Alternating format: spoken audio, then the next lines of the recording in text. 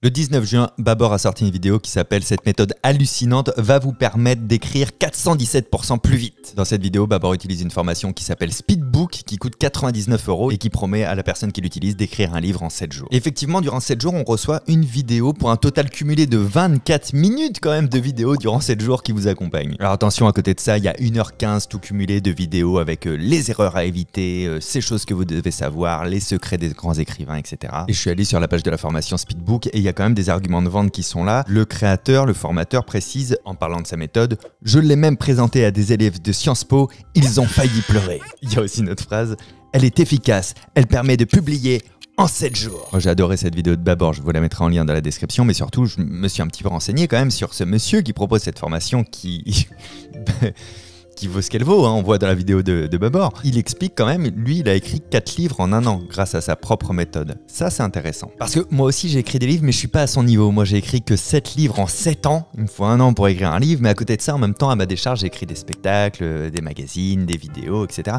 J'ai quand même pas trop mal écrit. Alors, je pense que je peux vous donner ma méthode. Mais comme j'arrive pas à faire 4 livres par an comme lui, ben, je vais pas la mettre à 99 €, ma méthode. Je vais vous la donner gratuitement. Voilà, je demande rien en retour. Si vous voulez, vous pouvez me mettre dans les remerciements de votre livre si vous écrivez un livre en utilisant cette méthode. Et puis m'envoyer un exemplaire, ça fait plaisir aussi. Salut, parce que j'ai même pas pris le temps de vous dire bonjour, je m'appelle Fabien Licard. Si vous n'avez pas fait attention, vous n'êtes pas sur ma chaîne principale, vous êtes sur la chaîne secondaire. C'est là où je m'autorise des choses sur le côté de la chaîne principale, donc n'hésitez pas à vous abonner et à suivre le contenu qu'il y a ici, c'est un petit peu différent. Voici ma petite méthode sur mesure que je me suis concoctée pour écrire mes bouquins. Ça tient en 10 points, il y aura un 11e point bonus, comme ça fait vraiment vidéo de formation. Point numéro 1, que vous souhaitiez écrire de la fiction, c'est-à-dire un roman par exemple, ou de la non-fiction, par exemple un bouquin de développement personnel, un bouquin d'expertise, etc. Il va falloir de la persévérance, il va falloir de l'organisation et la créativité, c'est pas forcément un prérequis, c'est quelque chose qui peut venir au fur et à mesure. Mais la chose la plus importante de ce point 1, c'est que vous allez devoir raisonner en objectifs quantifiables. Il va falloir que vous ayez des métriques comme ça, des choses que vous pouvez mesurer dans le temps, genre à tel jour, j'en serai à tant de mots. Par exemple, là vous avez un objectif de durée et vous avez une quantité où vous pouvez voir tout de suite si vous avez franchi ce seuil ou pas, si vous êtes en avance ou si vous êtes en retard. Donc tout votre système d'organisation, pour booster votre persévérance, elle doit être bourrée de chiffres, de dates, de quantités, de choses que vous pouvez apprécier comme ça. Et là, on ne parle pas encore de la qualité artistique. Point numéro 2 qui fonctionne bien sur moi, c'est de commencer par la fin de votre livre. Alors si vous écrivez de la fiction, vous commencez par le dernier chapitre, la conclusion, la révélation, le retour à l'état initial, ce que vous voulez. Si vous faites de la non-fiction, vous commencez par votre conclusion ou votre épilogue, comme ça se fait dans la plupart des bouquins, les quelques pages qui vont dire au revoir et qui résument un peu tout ce qui s'est dit. Ça a 2 buts. Alors le premier but, c'est que ça vous donne une direction, une espèce de point de fuite, un objectif à atteindre. Vous savez où vous allez, en gros. Alors c'est pas parce que c'est écrit que ça doit être figé éternellement dans le temps. Vous pouvez toujours le réécrire et modifier, mais c'est-à-dire que tout ce que vous allez écrire, vous savez où vous voulez aller au final, donc vous n'allez pas vous perdre en cours de route, même si vous faites des détours, vous allez être capable d'y revenir. Ça vous donne aussi l'essence en fait de votre promesse, puisqu'à la conclusion, vous êtes en train de résumer cette promesse. Et la deuxième chose, c'est que ça permet de rester motivé, parce que vous savez que la dernière brique, elle est déjà posée, et quand on a posé sa dernière brique, et après, juste après, on pose la première brique, on a très envie de se faire rejoindre ces 2 briques pour créer un pont entre les deux. C'est beaucoup plus motivant que d'avancer en se disant, de toute manière, je ne sais pas à quoi ressemble le bout de la montagne. Là, vous l'avez, il est déjà écrit, il existe déjà. Le 3e point, c'est écrivez tous les jours. Écrivez vite, écrivez mal. Dans l'idée, un livre, on peut dire, c'est environ 50 000 mots. Alors ça peut être beaucoup plus, hein, ça peut être 300 000 mots si vous écrivez un bouquin de 800 pages, mais on va dire 50 000 mots, c'est une bonne moyenne. Si on le découpe en 30 jours, en un mois, ça fait 1667 mots par jour. Ça veut dire qu'en un mois, vous êtes capable d'écrire un livre. Un mauvais livre, mais vous êtes capable d'écrire un livre. Et c'est là que tout se joue. Ça veut dire que tous les jours, vous devez écrire 1667 mots, ça fait environ 3 pages et demie. Il y a des jours où vous n'aurez pas le temps de dégager ce temps-là, et bien trouvez un moment pour écrire 500 mots. Et puis un autre moment pour écrire 500, et un autre moment encore pour écrire les 600 et quelques mots qui vous manquent. Trouvez et obligez-vous à trouver ce temps-là, quitte à je sais pas moi, à manger un peu de plats préparés, à prendre un peu moins de douche dans la semaine ou à grappiller sur quelques heures de sommeil, mais écrivez tous ces mots-là tous les jours. Et vraiment, quand vous pensez que vous n'avez pas le temps ou que vous êtes trop fatigué, etc., trouvez le temps au moins d'écrire 300 mots. C'est pas grand chose 300 mots. Et puis peut-être que dans la foulée, vous allez écrire 600, 2 fois plus que ce que vous pensiez écrire initialement. Faut pas vous relire, faut pas vous soucier du style, faut pas vous soucier de la pertinence de ce que vous écrivez ou de la qualité artistique de ce que vous écrivez durant cette période. Votre seul objectif, c'est de créer de la matière première. Et c'est ça qui va se passer, c'est qu'à la fin du mois, je vous disais, vous auriez un mauvais livre, mais c'est une matière première, et la matière première, c'est très facile de le retoucher. C'est très facile de trouver la motivation pour retoucher. Vous avez remarqué, quand vous voyez le travail de quelqu'un d'autre, vous êtes apte tout de suite à lui donner des conseils pour l'améliorer, parce que c'est plus facile, ça existe déjà. Il n'y a plus le syndrome de la page blanche, se forcer à extraire un truc de sa tête. Vous avez tout ce qu'il faut ensuite à la fin. Donc votre première mission, c'est d'écrire, peut-être pour la première fois de votre vie, un livre qui sera fondamentalement pas bon. Ce sera pas un très bon livre au départ, mais ça, c'est pas très grave en fait. C'est le lot de tout le monde. Et d'ailleurs, là, c'est moi qui vous le dis, mais ça vient pas de moi. Stephen King recommande d'écrire ses romans d'un seul jet. Et lui, il écrit d'un seul jet. Et après, évidemment, il retouche, il reprend. Il y a d'autres auteurs comme Bernard Werber, si vous le connaissez. Lui, il écrit tout d'un seul jet. Ensuite, il relit tout. Ensuite, il jette tout. Il retouche même pas, hein. Il réécrit à nouveau. Alors pourquoi il jette tout? Il m'avait expliqué que lui, il sait que s'il retouche, il va adapter des faiblesses, il va mettre des rustines, mais s'il réécrit tout à zéro, en fait, il va le ressortir différemment. Et il sait qu'inconsciemment, il va prendre en compte en fait les problématiques qu'il a eues, etc. Et il va faire ça plusieurs fois. Je ne sais plus combien de fois il le fait, mais il jette tout à la fin et réécrit. Bon, Stephen King, lui, il écrit d'un seul jet et il retouche.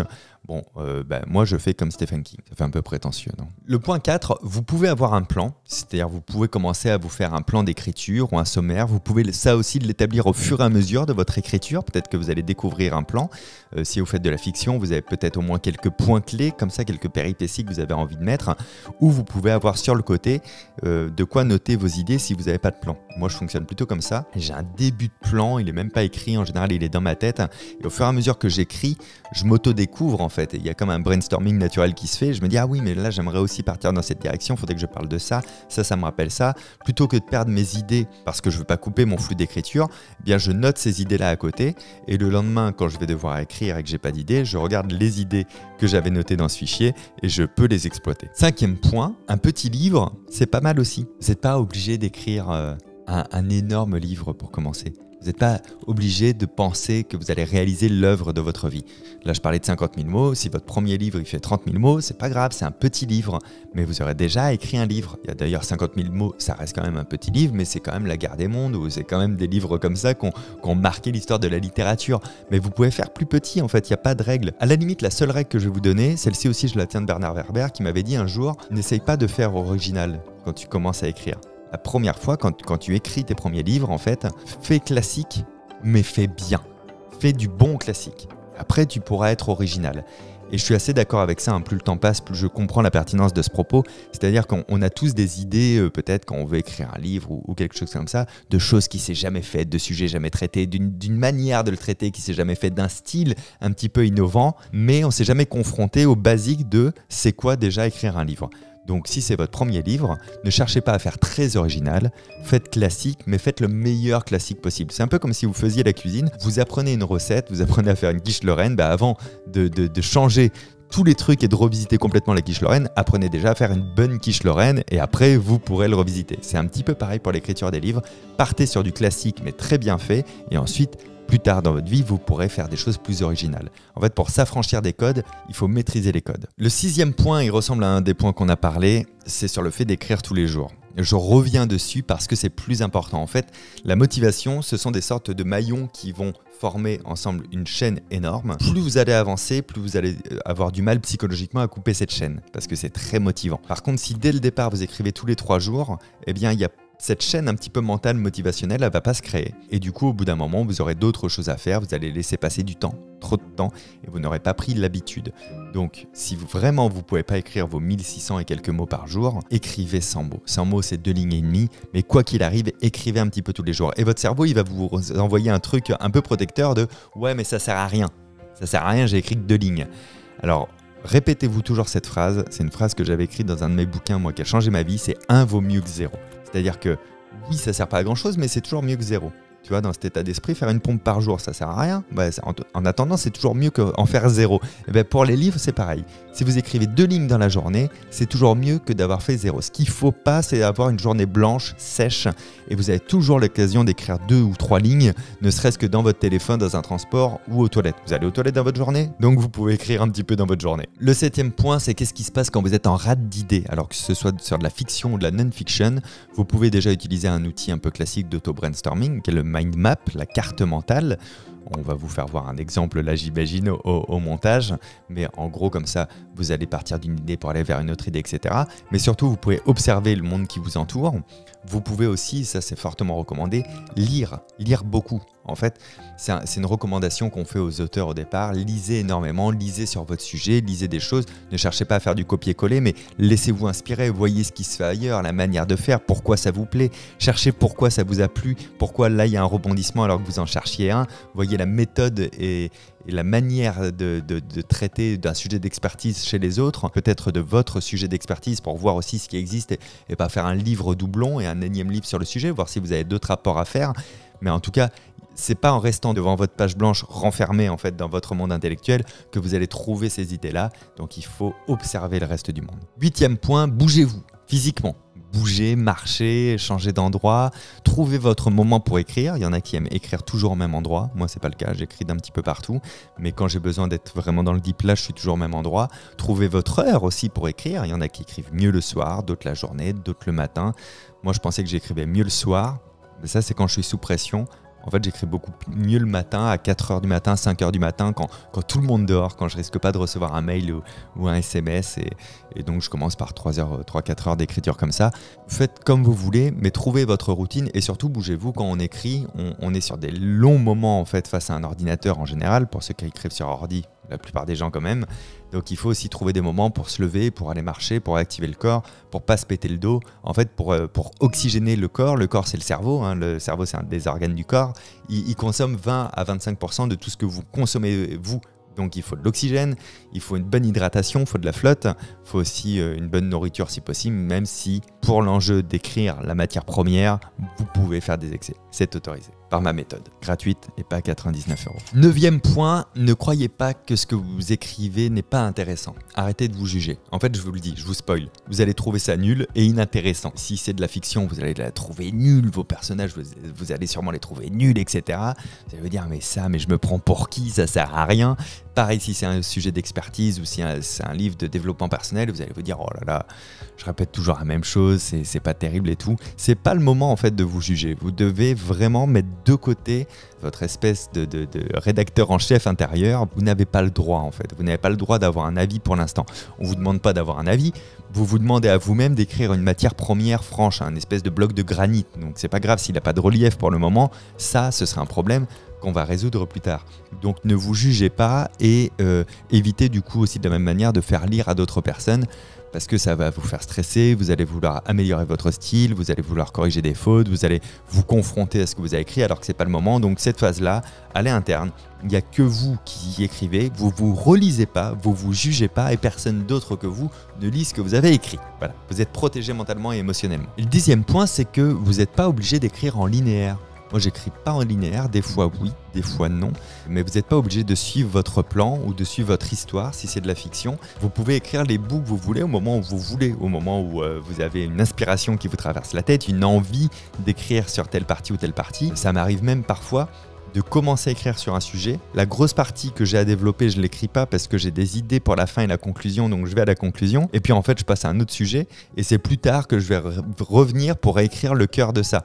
Il n'y a aucune règle, si ce n'est celle que vous vous donnez. Donc, vous vous autorisez tout, vous ne cherchez pas à trouver la méthode ultime.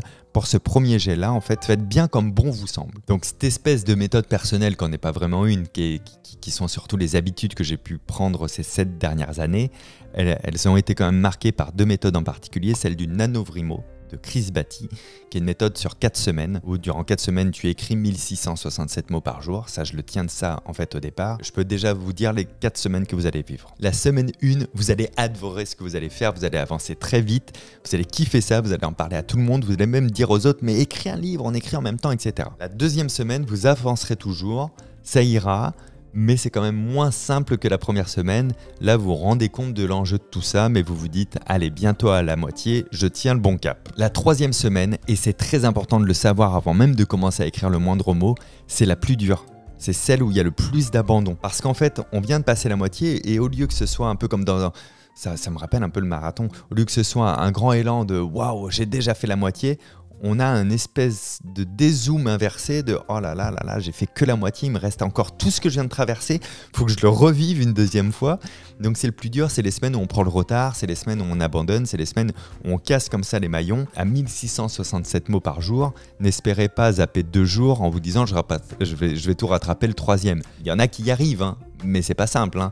Donc la troisième semaine, il faut s'y préparer psychologiquement, mentalement. Moi, je vous recommande d'être déjà bien reposé, d'avoir un peu de temps devant vous pour la troisième semaine et surtout d'avoir une liste comme ça de sujets qui vous stimulent ou de parties de votre livre qui vous stimulent, que vous n'avez pas encore exploité, que vous écrirez à ce moment-là parce que ça va vous aider. Si en plus vous êtes en panne de créativité, ça va commencer à être très compliqué. Et la quatrième semaine, en général, on l'aborde un peu difficilement et puis ça devient un peu le sprint du marathonien. Je parlais du marathon, c'est un peu, on voit la ligne d'arrivée et là on retrouve de l'énergie et des forces qu'on croyait perdues, on trace et on se dit en général, bon j'irai pas à 50 000, je crois que j'arrêterai à 45 000 et c'est le moment où on dépasse en général son quota, on finit à 53, 54 000 parce qu'on a les idées de dernière minute, on a cette élan de motivation, on sait que de toute manière on arrive au bout, donc en fait on s'autorise encore plus de choses. Ça c'est le milieu de la quatrième semaine est très cool. Et cette espèce de méthode que je me suis formulée moi avec tout ça, elle s'inspire donc du NaNoWriMo mais aussi de la méthode du flocon qui vient de, je dis toujours très mal son nom donc je regarde, Randy Egarmonson.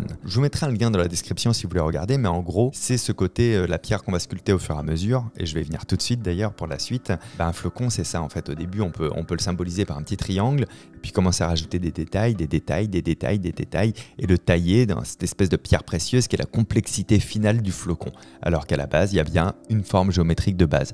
Votre livre ce sera pareil. Car oui, c'est le 11e point bonus, c'est maintenant. Une fois que vous avez votre premier jet, vous allez pouvoir le relire et commencer à essayer de structurer, de mettre en place. Alors soit en tâtonnant, c'est-à-dire vous bougez des parties, vous voyez comment ça fonctionne, comment ça s'imbrique, s'il y a des grandes parties qui s'en dégagent. Si c'est de la fiction, vous allez commencer à bien remettre les blocs d'histoire dans le bon sens si vous n'avez pas tout fait dans le bon sens. Peut-être vous allez inverser des péripéties, etc.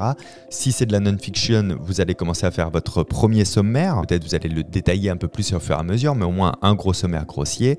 Vous allez mettre tout ça en place. Ça, c'est votre premier taf après. Et la deuxième partie, c'est les repasses et les corrections. Les repasses et les corrections, chacun fait comme il veut, mais puisque je vous donne la méthode, je vais vous dire comment moi je fais.